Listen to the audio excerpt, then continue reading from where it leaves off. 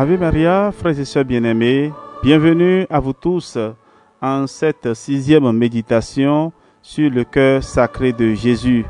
Nous continuons notre méditation avec le livre Un mois avec le Sacré-Cœur de l'abbé Martin Belliou.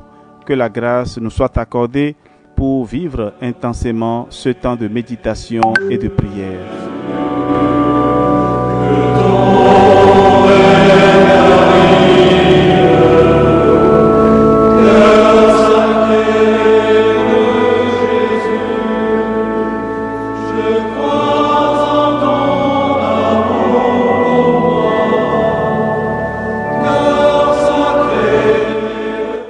Actualité de la dévotion au Sacré-Cœur.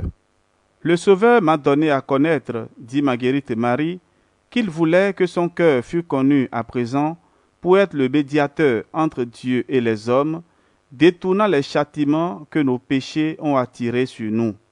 Oh, qu'il est puissant, le divin cœur, pour apaiser la justice divine, irritée par nos mauvais agissements, et nous obtenir miséricorde. Oui, le Sacré-Cœur est ce qu'il faut à l'Église en ces temps où l'on rencontre tant d'hommes, dit saint Paul, amateurs d'eux-mêmes, cupides, orgueilleux, sans reconnaissance et sans affection, impatients de toujours et asservis au vice.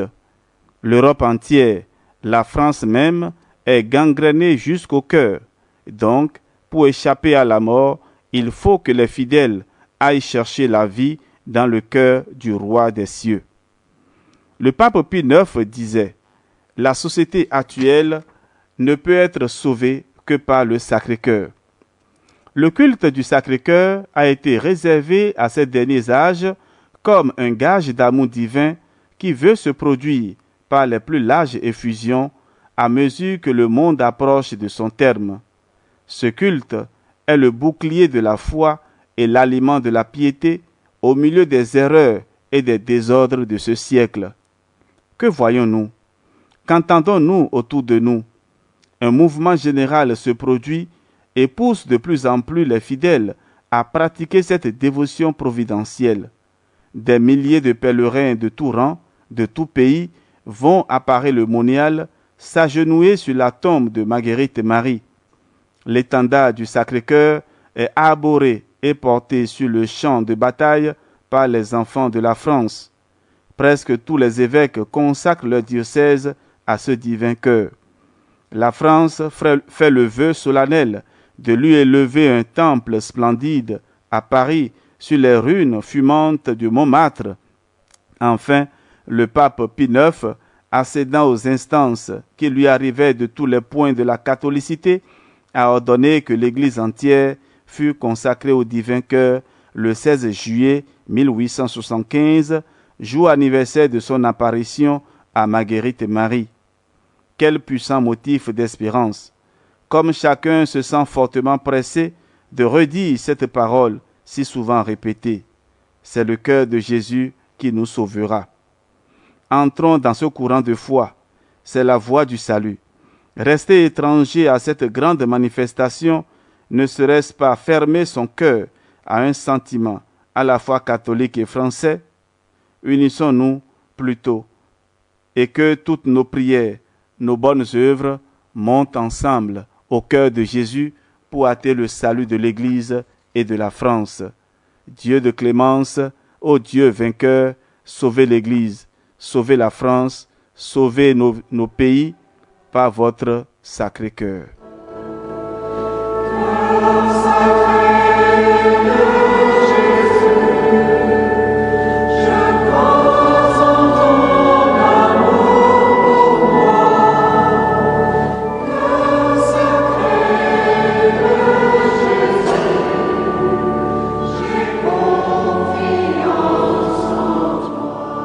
Suivons à présent cet exemple.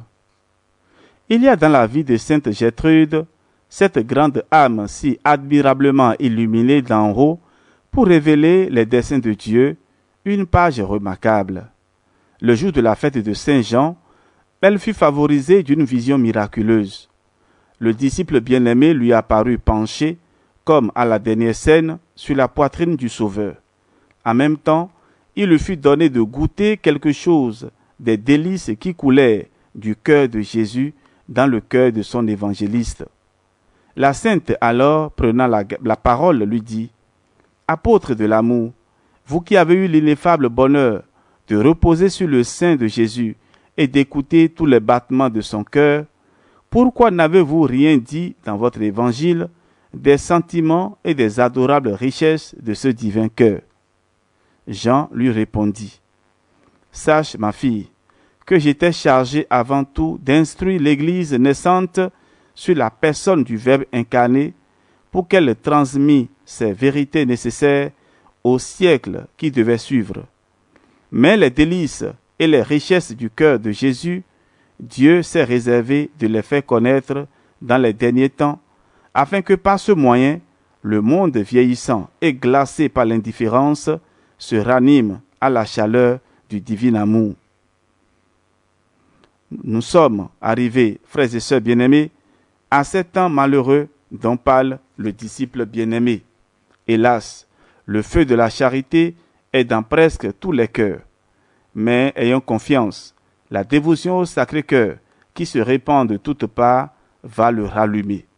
Alors sortira de toutes les âmes ce cri auquel répondront tous les échos de la France et du monde. Gloire au Sacré-Cœur de Jésus.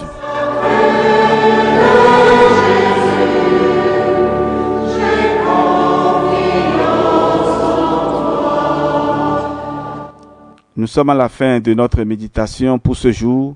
Ensemble, prions. Jésus, cœur brûlant d'amour, notre aimable et adorable Rédempteur, les trésors infinis de votre Sacré-Cœur n'avaient pas encore été assez connus. Vous réserviez cette faveur à ces derniers temps de manifester aux hommes les richesses enfermées dans ce cœur divin. Soyez loués et bénis à jamais de cette miséricorde et daignez m'y faire participer. Amen.